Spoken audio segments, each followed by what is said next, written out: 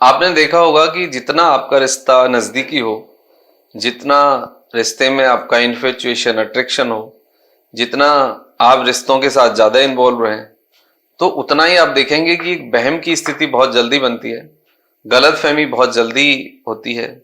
तो इसीलिए कहा गया है कि हर बात का जवाब नहीं होता, और हर बात को समझा नहीं जाता, और हर बात पे बहस नहीं की जाती।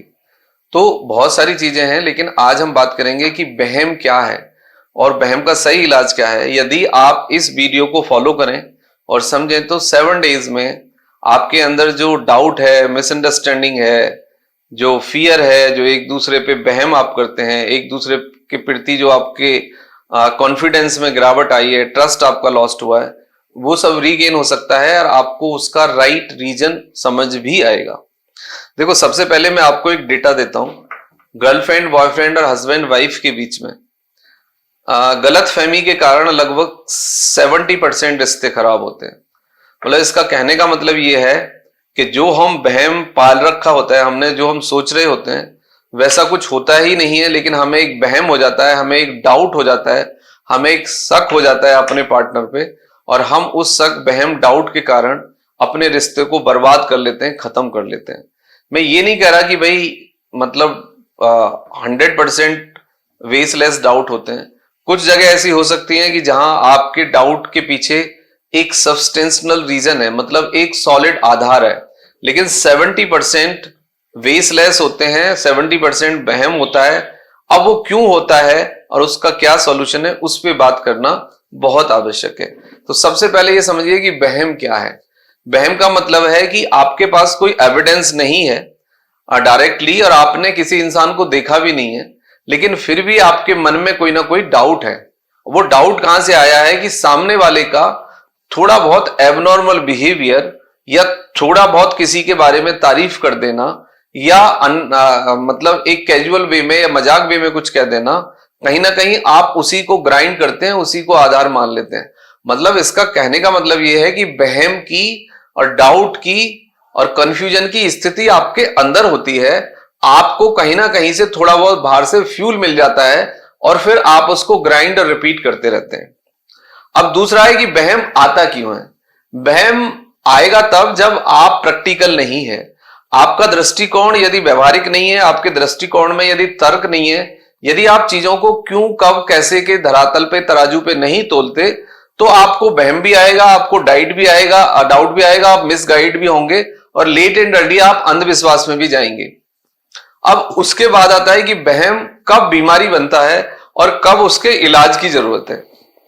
यदि आपका डाउट आपकी क्वालिटी ऑफ स्लीप, आपके वर्क को प्रभावित कर रहा है, आपके थॉट को प्रभावित कर रहा है, आपका नींद, चैन, अमन जो है उसको डिस्टर्ब कर रहा है, तो आपका बहम आपके लिए एक बीमारी बन गया है, यानी एक ऑब्सेसिव, यानी ओसीडी में वे कन्वर्ट हो गया है। That is a one type of the depression. इसके लिए फिर आपको काउंसलिंग और इलाज की जरूरत पड़ती है। डाउट क्यों होता है, यानी हम सामने वाले पे डाउट क्यों करते हैं।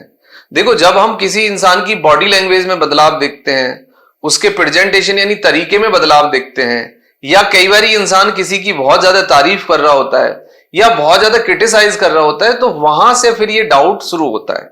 लेकिन उसका मतलब ये नहीं है कि वहां पे कुछ ना कुछ जरूर है। नेगेटिविटी और बहम का क्या संबंध है। जो लोग नेगेटिव होते हैं, जो लोग थोड़ा सा नेगेटिव ज्यादा सोचते हैं, ऑप्टिमिस्टिक नहीं होते, उन लोगों को डाउट जल्दी आता है, उन लोगों को बहम जल्दी आता है, क्योंकि negativity itself create a doubt late and early. क्योंकि यदि आपके अंदर नेगेटिविटी है, आपके अंदर पॉजिटिविटी की कमी है, तो नेगेटिविटी आ जाएगी, और जब नेगेटिविटी आएगी तो लेट एंड अर्ली बहम भी आ जाएगा आपके अंदर। अब ओसीडी में और बहम में क्या अंतर है। ओसीडी ऑब्सेसिव कंपल्सिव डिसऑर्डर है, जो कि बहम से ही पैदा होता है। यानी first stage doubt, fear, logical thoughts ना होना, उसके बाद नेगेटिविटी आएगी, उसके बाद आप एक चीज को पकड़ के ऑब्सेस हो जाओगे, और फिर वो आपके का जो डिप्रेशन है वो एंजाइटी में बदलेगा, फिर आप बार बार परेशान रहोगे, यानी एक बात को पकड़ के आप लगे रहोगे। मेरा कहने का मतलब है, आपने बहुत सारे लोगों का नेचर देखा होगा कि वो लाइफ में जो पुरानी चीजें हुई हैं उनको कुरेदते रहते हैं, बार बार पूछते रहते हैं, बार बार उस पर रिसर्च करते रहते हैं। तो कुछ लोगों की ये आदत होती है कि उस चीज को बार बार ग्राइंड करना, कुरेदना। ये एक वहम की स्थिति है, ये एक ओसीडी है, ये एक डिसऑर्डर है, ये एक मानसिक बीमारी है। इसके आपको इलाज की जरूरत है, काउंसलिंग की जरूरत है।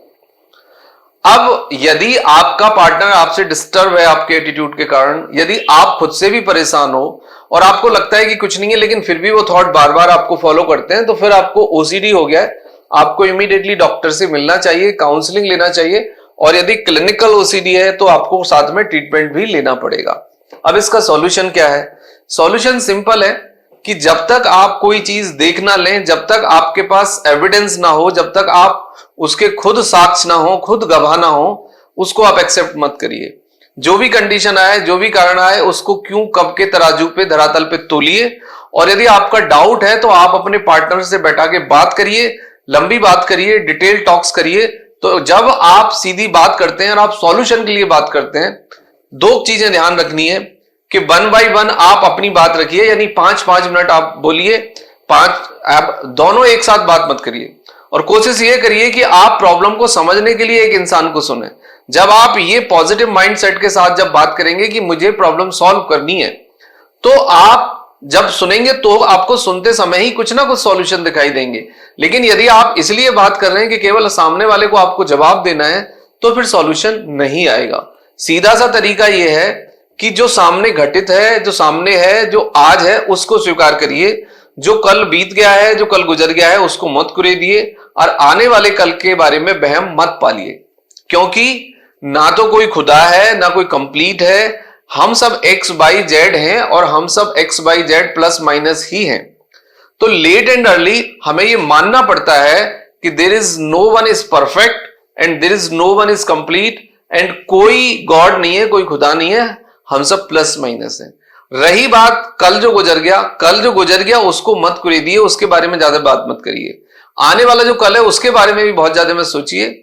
आज में जीने की कोशिश करिए, आज को प्लान करिए, आज पे बात करिए। और अपने पार्टनर का जो डेडिकेशन है, उसका आपके प्रति जो वफादारी है, जो आपके प्रति सीरियसनेस है, जो आपके प्रति प्यार है, जो आपके प्रति डेडिकेशन है, उस पे बात करिए। दूसरे मामलों में ज्यादा इन्वॉल्व मत होइए। कुछ लोगों की आदत होती है कि वो हर मसले में इन्वॉल्व होते हैं। गर्लफ्रेंड बॉयफ्रेंड का रिश्ता हो या हस्बैंड वाइफ का रिश्ता हो, दोनों में एक दूरी, और दोनों लोग एक दूसरे को एक फ्रीडम दीजिए, एक ट्रस्ट दीजिए। फ्रीडम और ट्रस्ट ऐसी चीजें हैं कि यदि वो आप देंगे रिश्ते में, तो 99% केसेस में कोई प्रॉब्लम नहीं होती, इंसान आपको चीट नहीं करेगा। लेकिन जहां पे ट्रस्ट और फ्रीडम दोनों खत्म होंगी धीरे धीरे, तो वो इंसान अपने रास्ते बदलेगा और आपको चीट भी कर सकता है। तो केवल सॉल्यूशन यही है कि आप एक दूसरे को ट्रस्ट दें, फ्रीडम दें, और लॉजिकल थिंकिंग रखें। कब, क्यों, कैसे पे देखें। जब तक कोई एविडेंस ना मिले, जब तक आप ना देखें, थर्ड पर्सन की बातों को सुन के आप अपने पार्टनर पर शक ना करें। That is the only right solution. Thank you very much and take care yourself.